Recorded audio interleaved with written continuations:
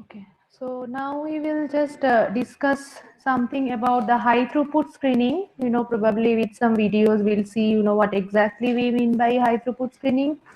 And definitely, with that, we come up with lots of data. And so we'll just see, what are the major two techniques we can learn on the analysis part. Okay.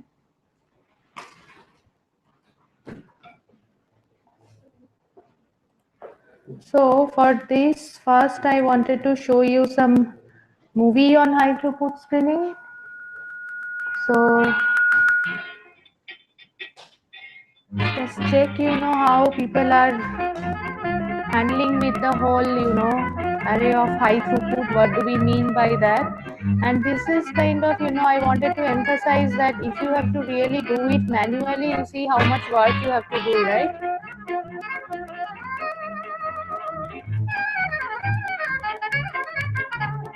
It's a very funny movie actually.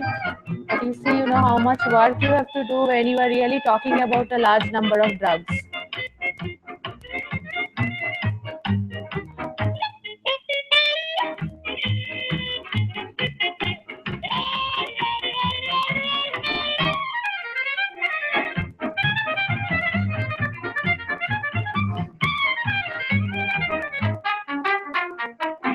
You have to pretty much do this kind of pipetting, okay?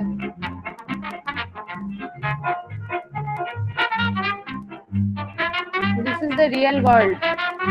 What we do is all hypothetical.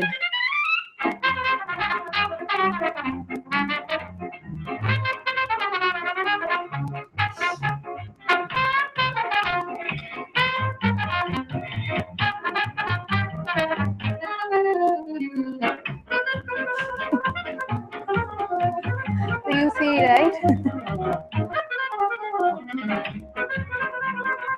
So with that, what I would like to do is, if you see, this is all kind of what we are trying to do is we are trying to do a large number of experiments, right? Because we have just so many number of drugs, number of nanoparticles, number of materials that we want to screen, number of different, cell lineage we want to check.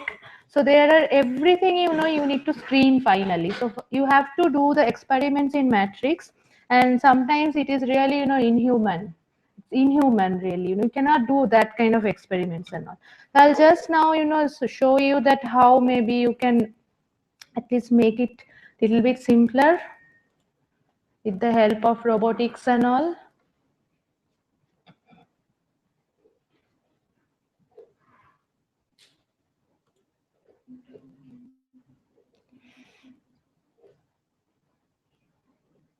Sorry.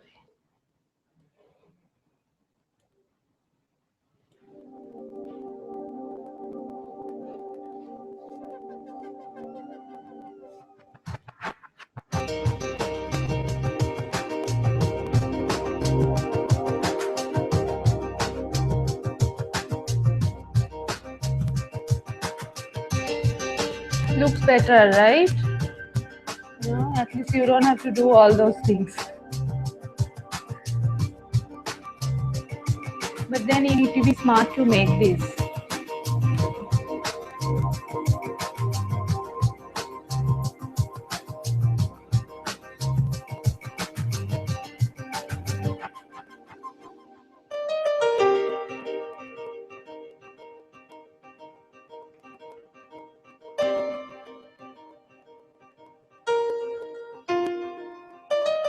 So you can pretty much stay at home and control all these things, in US companies, all these things will be done automatically. All you need to do is you need to control all these things. You need to schedule all these things, maybe from your phone, from your computer. You have to make sure that everything is happening correctly, okay? But the automation is available.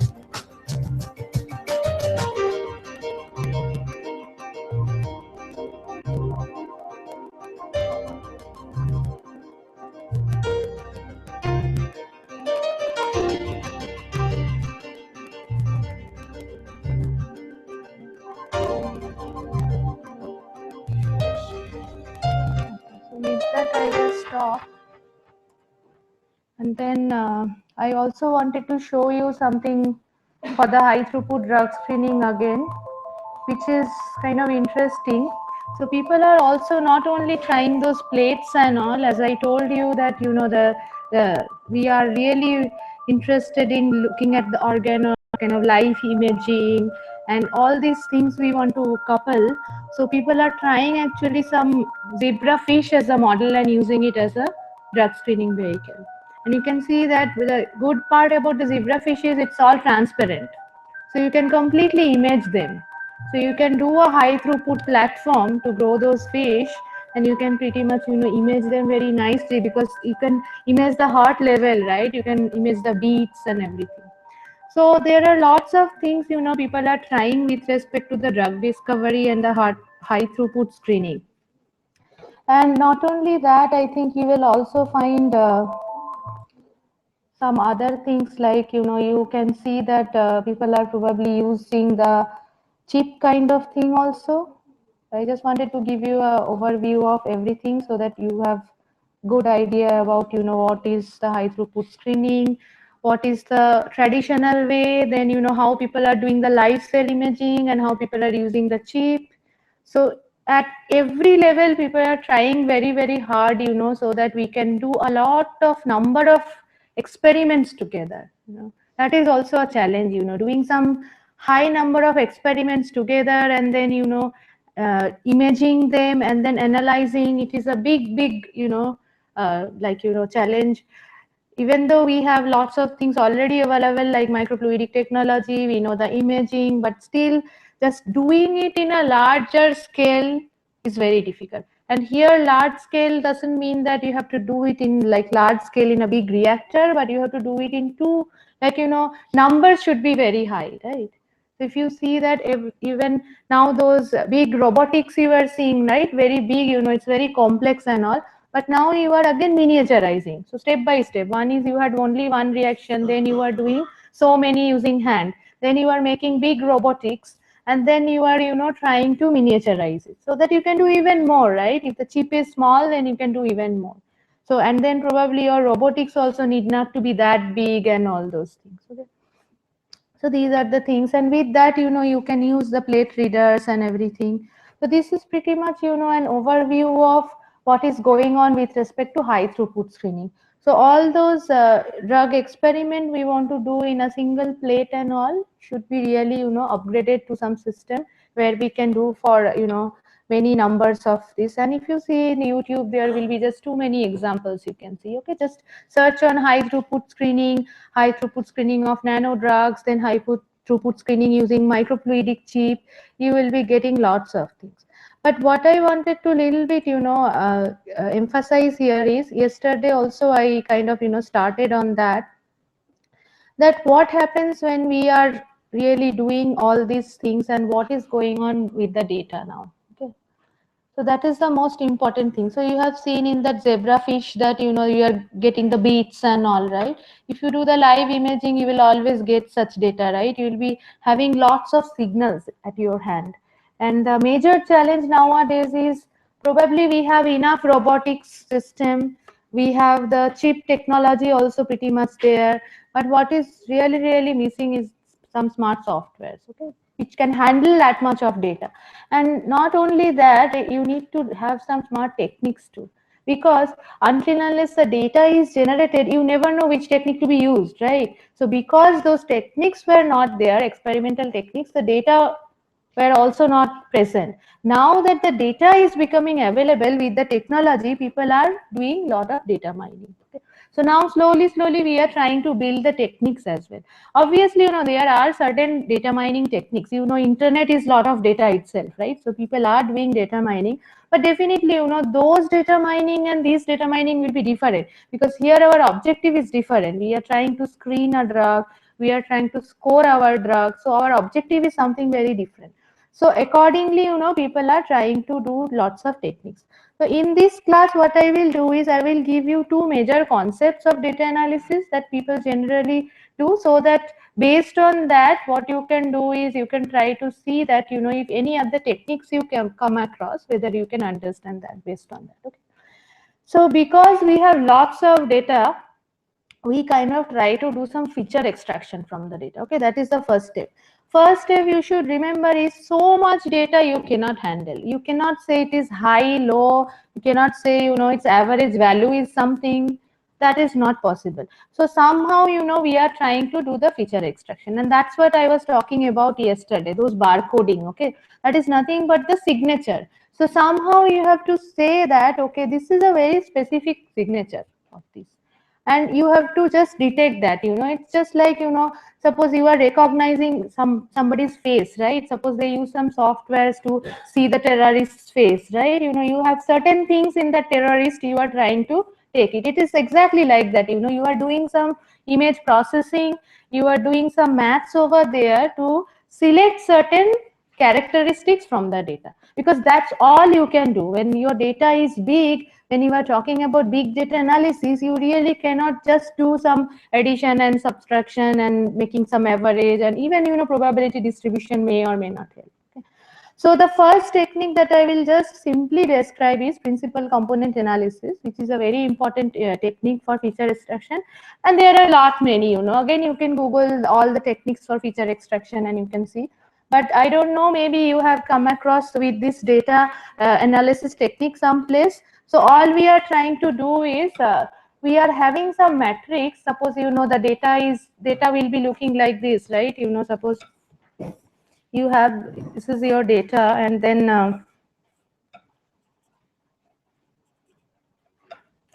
coming.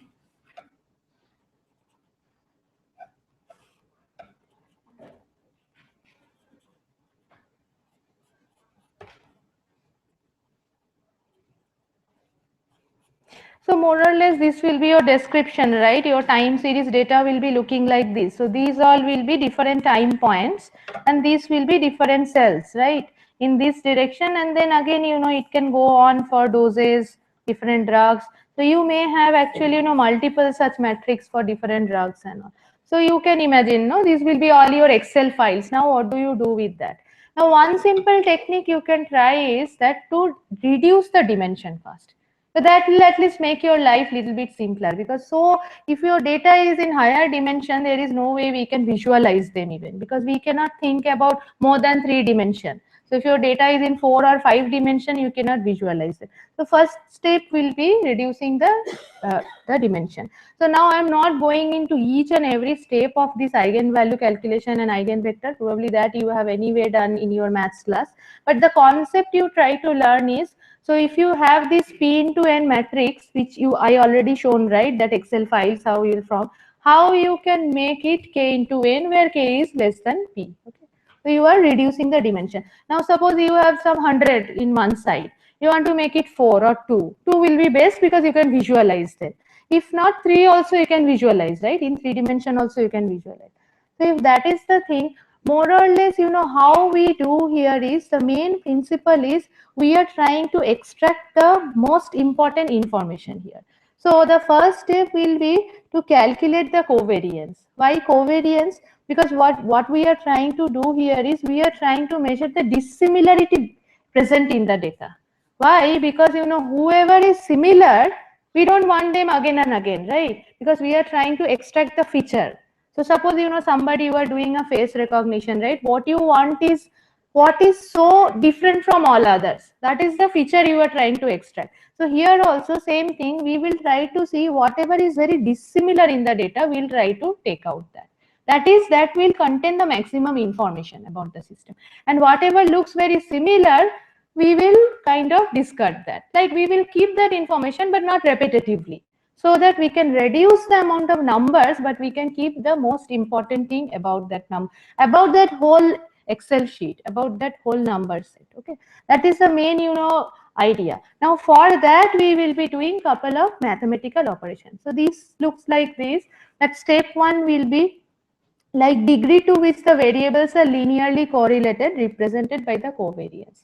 So covariance you must be knowing, right? X minus x bar into y minus y bar, sigma of that, right? That is the covariance. Typical, statistical measurement, if you see, it is there.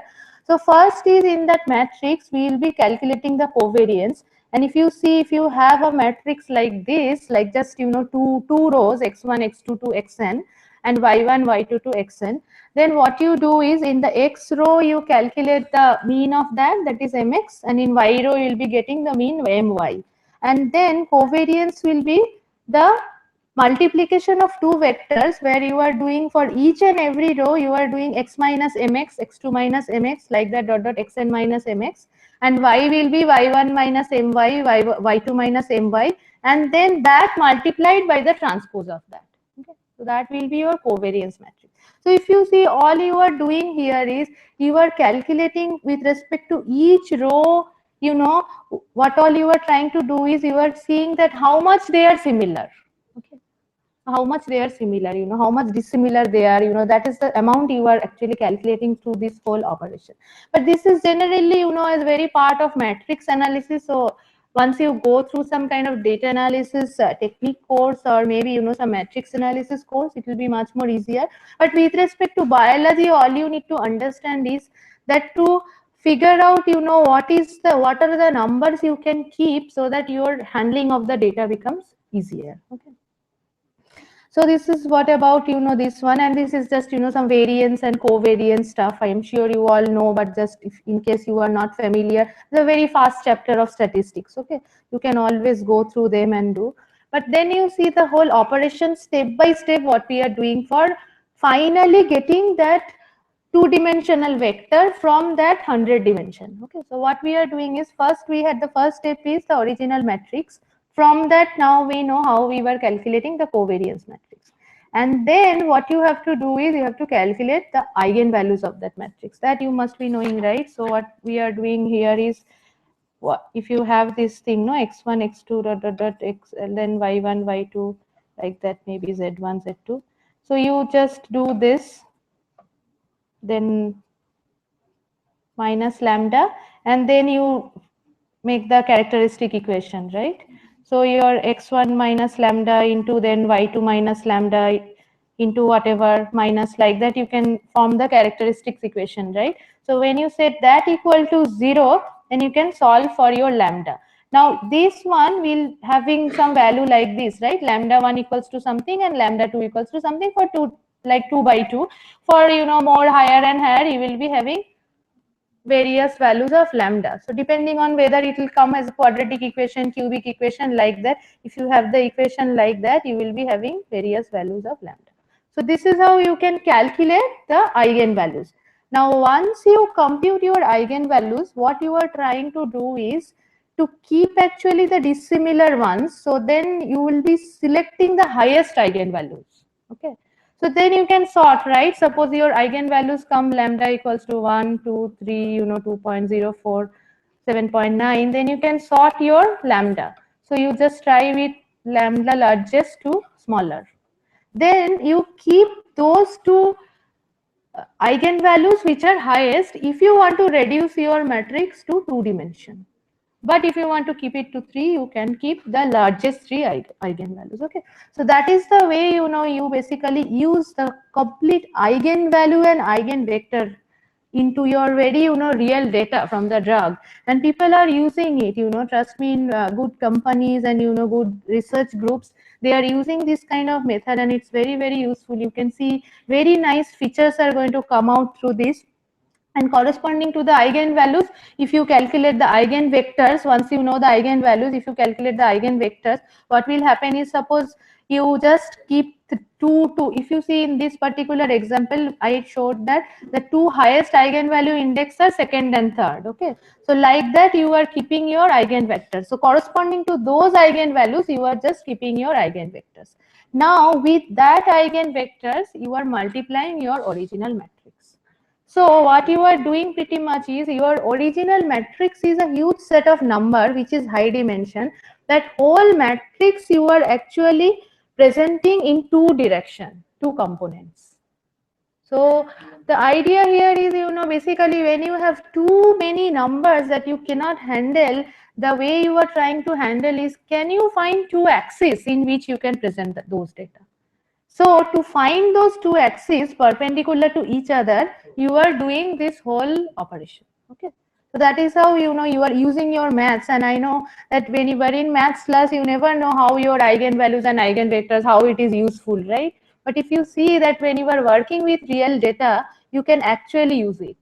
Okay, so like that, when you do that, and I actually am giving how you can do it very simply in MATLAB. So you have the commands for everything. So don't get scared, even if you are not from the field, you can do it pretty easily, because if you see, all you need to do is cove of data V, that is going to calculate your covariance matrix. Okay. All you need to do is you need to return your lambda equals to I of data covmat.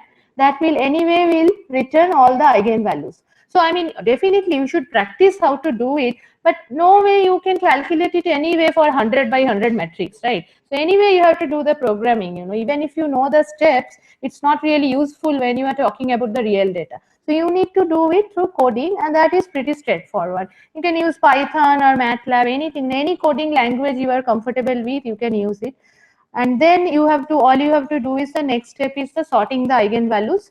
The next step is finding the two eigenvalues from the sorted one, where you are finding the, like, the highest and the next highest. For that, you can just write simple code, but I think you can just use some kind of sort command also over there. And then all you need to do is transpose the feature vector of the data. So the data multiplied by those two axes. So what will happen is, when you are doing that particular multiplication, you will be having basically two columns, right, with all those. But one thing you have to remember is, very careful about this when you are doing this. Suppose you are having the matrix like this. So there are two directions, right? One is a maybe cell number, and another is time.